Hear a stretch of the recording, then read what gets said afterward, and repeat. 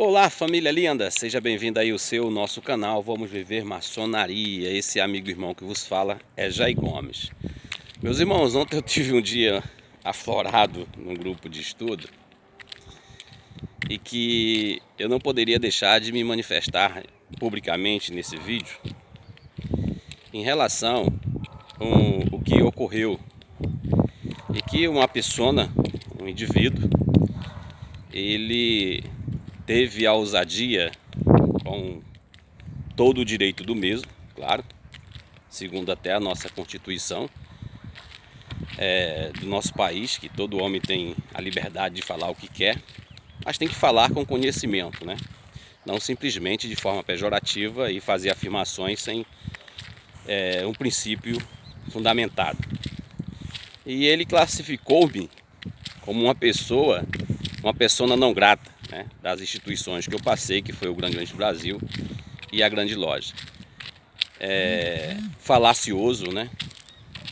Mentiroso, porque desconhece o processo administrativo para que a instituição o defina uma pessoa como uma pessoa não grata.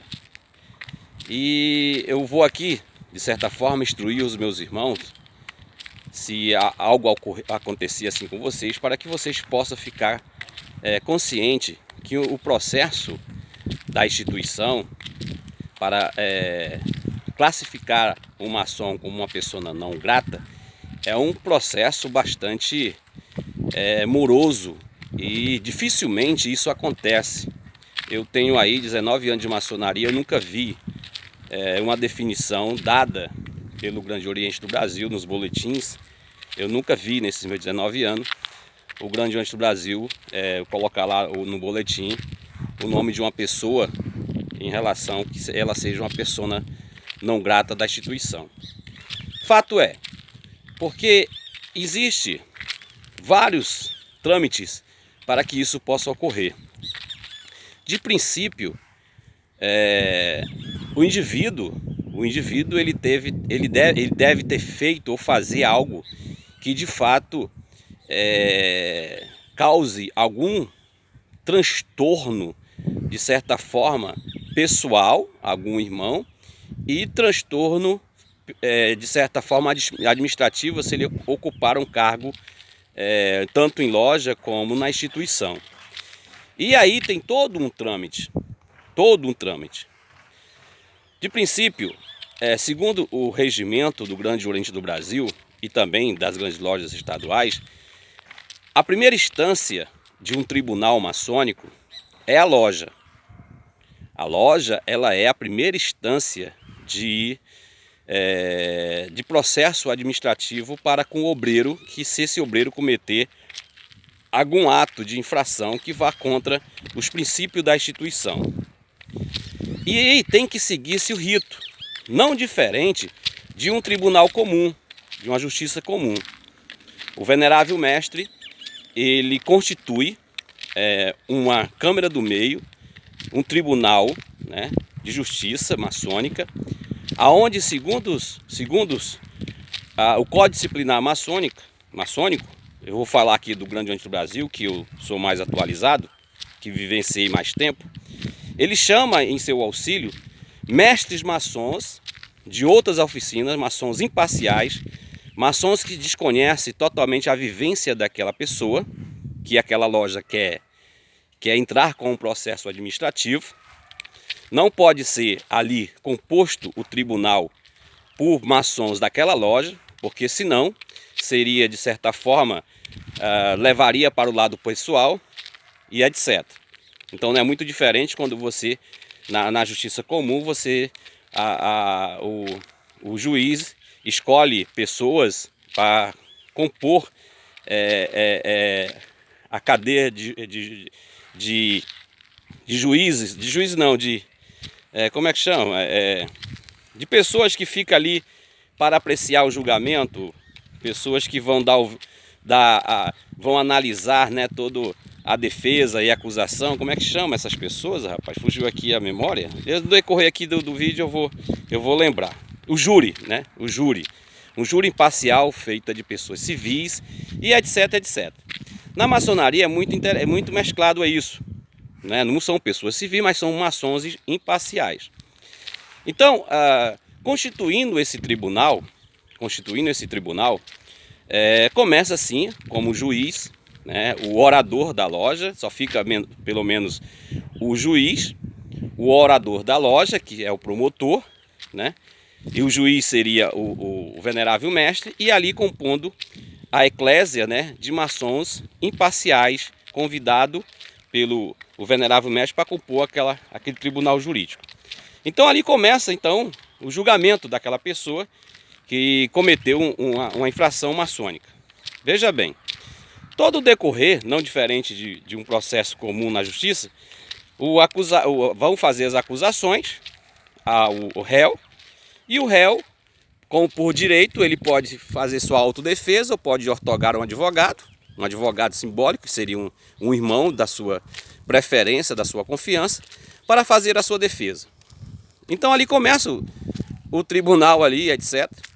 E um dado momento é dada a fala ao réu, e se naquele momento ali ele se retratar, ele pedir desculpa, né, dizer que não vai mais se repetir, dentro dos códigos disciplinares maçônicos, o venerável mestre tem a obrigação de dar por encerrado aquela matéria. Né? Tem que dar por encerrado aquele julgamento porque o irmão se retratou. Então nenhuma pessoa pode ser denominada pessoa não grata se não houver os trâmites legais. Não tem nem o próprio grão-mestre, nem o venerável mestre, ninguém de uma loja maçônica tem prerrogativa na sua individualidade de declarar um irmão pessoa não grata.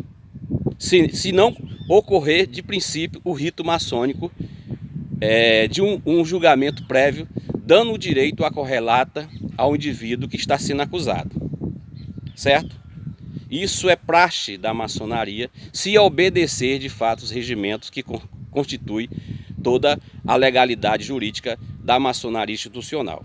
Ninguém pode denominar uma pessoa não grata se não for tramitado e julgado. Isso se, de fato, fazer valer os direitos do maçom e os direitos constitucionais.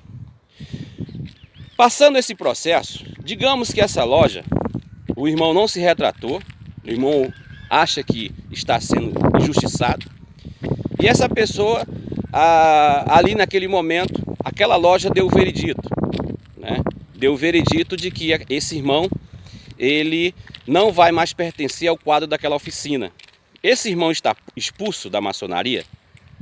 Esse irmão está expulso da maçonaria? Não, não está expulso. Principalmente se for dentro da estrutura do Grande Oriente do Brasil. Por quê? Porque a estrutura do Grande Oriente do Brasil há 3 instâncias. A primeira instância é a loja, a segunda instância é o GOB estadual e a terceira instância é o GOB nacional. Aquele irmão, achando-se assim injustiçado, ele achando que está sendo injustiçado, ele pode recorrer à segunda instância, que é o GOB estadual, segundo a pessoa do eminente grão-mestre. Não diferente, vai ocorrer o mesmo processo jurídico. Bem, se o GOB estadual decidir que aquela pessoa, de fato, as provas, a defesa, e de certa forma ele continuou não se retratando, ou ele achando que não está equivocado e que está sendo injustiçado, mas o GOB estadual decidiu que de fato ele é condenado. Mesmo assim, esse indivíduo ainda não está expulso da maçonaria. Somente quem pode expulsar o maçom é prerrogativa do grão-mestre geral. Somente ele pode expulsar o maçom. Então esse maçom, injustiçado ou até culpado, não sei, ele recorre ao Supremo Tribunal do Grande Oriente do Brasil, e aí passa por todo o rito, e aí o Supremo Tribunal condenando esse indivíduo, aí sim o grão-mestre geral vai sancionar, ou seja, expulsará ou não esse indivíduo. E cabe aí então o grão-mestre decidir se essa pessoa será uma pessoa não grata. para a instituição. Então somente assim, dentro desse rito, que esse indivíduo, na persona do grão-mestre, que ele vai definir, ele vai determinar, vai julgar que se essa pessoa vai ser visto na instituição como uma pessoa não grata para aquela instituição. Então aí ele está proibido, de fato, adentrar nas oficinas e retornar novamente àquela instituição pelo um tempo aí, se eu não me engano, se não me falha a memória, 21 anos que ele fica sem a possibilidade de retornar aos trabalhos maçônicos, segundo a jurisdição do Grande Oriente Brasil. Então não é uma simplicidade de que você acha, como indivíduo, no teu fundamentalismo, no teu egoísmo, achando que você é o dono da maçonaria institucional, o dono da tua instituição, e definir um irmão como pessoa não grata simplesmente porque você não teve empatia com o mesmo, simplesmente porque você não gostou do mesmo. Aí você coloca nas redes sociais, né? Você apresenta a pessoa como pessoa não grata, dizendo que fulano disse. Isso é uma falta de conhecimento. É isso que eu tenho encontrado bastante obstáculo com esses irmãos ignorantes, que desconhecem a própria Constituição, o próprio regimento, os próprios códigos disciplinares da instituição e começa a falar de certa forma baboseada, sem nenhum princípio fundamentado do que consiste a legalidade jurídica da sua própria instituição. Agora, quem tem boca fala o que quer. Quem tem boca fala o que quer. E esse meu irmão, essa pessoa me acusou de eu ser uma pessoa não grata de uma oficina na qual eu nasci, que foi a minha originalidade da minha iniciação, que foi a loja Viana de Carvalho, 1153 do Grande Oriente Brasil, Ceará. Aonde eu saí dessa oficina com o kit placê, ou seja, eu pedi o kit placê por questão irrevogável, porque eu tinha uma ideia e essa ideia já estava se fomentando dentro de mim de partir para outros horizontes e viver maçonaria de uma forma totalmente voltada para a vida orgânica. Tentei sair do Grande Oriente Brasil, participei de uma fundação de uma loja sob os auspícios da grande loja estadual do Ceará, a Templários da Luz, que recebeu a carta constitutiva de número 152, aonde vivemos ali, mas por punhos políticos, por punhos administrativos, né? O Sereníssimo Grão-Mestre colocou essa loja como intervenção e pediu a carta constitutiva, e essa loja voltou para o Grande Oriente do Brasil.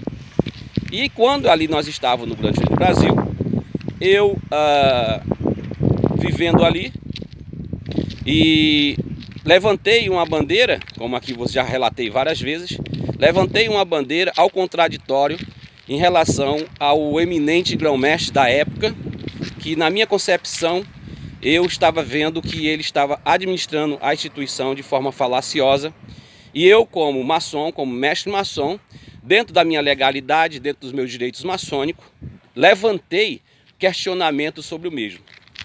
E o venerável da minha loja, muito convivendo com o mesmo, com esse eminente, tinha uma amizade de certa forma legalista, de certa forma interessada, e não perdeu tempo de querer levantar acusações infundadas em relação à minha pessoa, e entrou com um processo administrativo contra mim, sem sequer, ao meu conhecimento, sem sequer passar pelos ritos jurídicos, que seria, a primeira instância, constituir uma loja de mestre maçom para que houvesse o tribunal.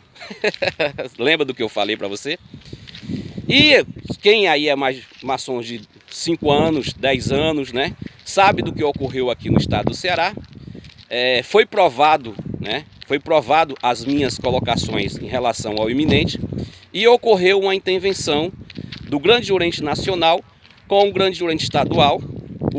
O eminente grão-mestre foi retirado do cargo e assumiu um interventor. Quando assumiu esse interventor, eu já estava, de certa forma, não vivenciando a minha loja, e pedi o meu kit placê dessa loja, por uma questão irrevogável, que aí foi aonde eu deixei o Grande Oriente do Brasil,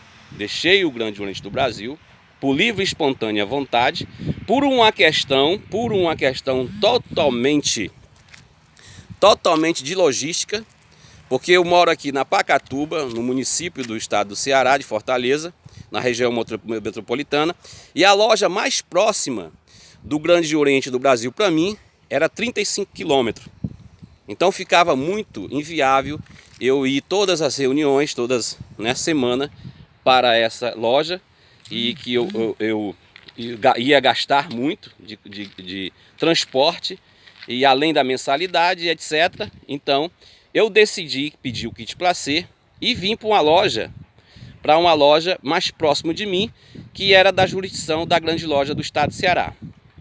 Foi aonde eu pedi filiação a uma loja da grande loja do estado do Ceará, e vivi os meus últimos 2 anos nessas instituições, e foi aonde eu deixei novamente a pedido do meu venerável mestre, porque eu tinha feito um vídeo na pandemia, vocês devem lembrar.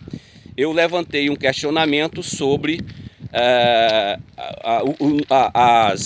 as cláusulas acrescentadas pelo atual Sereníssimo Grão-Mestre, o Narciso Torta, que ele acrescentou 10 novas cláusulas, obrigando o maçom a obedecer por questões inquestionáveis. E eu percebi que isso retirava o meu direito como indivíduo, até mesmo inserido dentro da minha nacionalidade constitucional, onde eu tenho o direito de expressar aquilo que eu acredito. E uma das cláusulas que ele colocou é que o maçom dessa jurisdição estaria obrigado a não fazer nenhum tipo de manifesto contra a administração do mesmo, ou seja, por qualquer autoridade maçônica constituída ou autoridades civis. Eu achei isso incoerente com a ideia do que consiste a própria Constituição do nosso país e a própria Constituição da maçonaria, onde o próprio homem tem a liberdade de expressar os seus pensamentos e tudo aquilo que ele acredita. Então eu defendi aquilo que eu acredito, que é a liberdade. Eu já falei aqui para vocês que a única ideologia que eu tenho é a liberdade. E aí ocorreu que, novamente, esse eminente grão-mestre, usando da sua prerrogativa, esse sereníssimo grão-mestre, usando da sua prerrogativa por debaixo dos bastidores, até porque as lojas estavam inativas, não por causa da pandemia, não havia os trabalhos maçônicos, queria que o meu venerável mestre da loja A Caça Serrana Maranguapense me expulsasse sem sequer passar pelos trâmites legais do que consiste a legalidade jurídica do Código Disciplinar da instituição, usando assim da prerrogativa do poder do cargo que ocupa. Mas o meu venerável mestre, já falei várias vezes aqui, eu tiro o meu chapéu por Jonas, a qual ele me ligou, disse o que estava acontecendo, sequer eu estava sendo comunicado. E aí ele diz: já está acontecendo isso, o seu último vídeo que você fez, o grande orador, o promotor, né, da instituição, me ligou, disse que eu tenho que tomar uma atitude em relação à sua pessoa, ou você se retrata, ou eu tenho que expulsar você. Aí eu falei para ele, orientei: você para me expulsar, você vai ter que constituir uma Câmara do Meio, e aí as lojas estão suspensas, não sei como é que você vai fazer, você vai ter que me chamar, você vai ter que me comunicar, e etc. Mostrei para ele tudo que consiste em um processo jurídico maçônico. E ele: Jair, o que eu faço? Ele pediu minha orientação: Jair, o que eu faço para que a gente não possa passar por tudo isso? Porque eu lhe conheço, sei da sua índole, você defendeu aquilo que você acredita. Eu falei: meu irmão, eu estou insatisfeito com essa administração, eu estou com um projeto, já estava com um projeto de fundar uma loja independente, né? Já tinha ali conversando com os mestres maçom. E aí eu falei: rapaz, faz o seguinte, você me dá o meu kit placê. Você me dá o meu kit placê e está tudo resolvido. Não esquenta com isso não. E foi o que ele fez. Ele me deu o meu kit placê, né? E eu saí puro e limpo. Então essa é a minha história dentro dessas instituições. Não sou considerado uma pessoa não grata por essas instituições, certo? Porque nenhum indivíduo, nenhum maçom na sua individualidade tem prerrogativa de considerar uma pessoa não grata, a não ser o grão-mestre. Vou ficando por aqui, te amo sem te conhecer.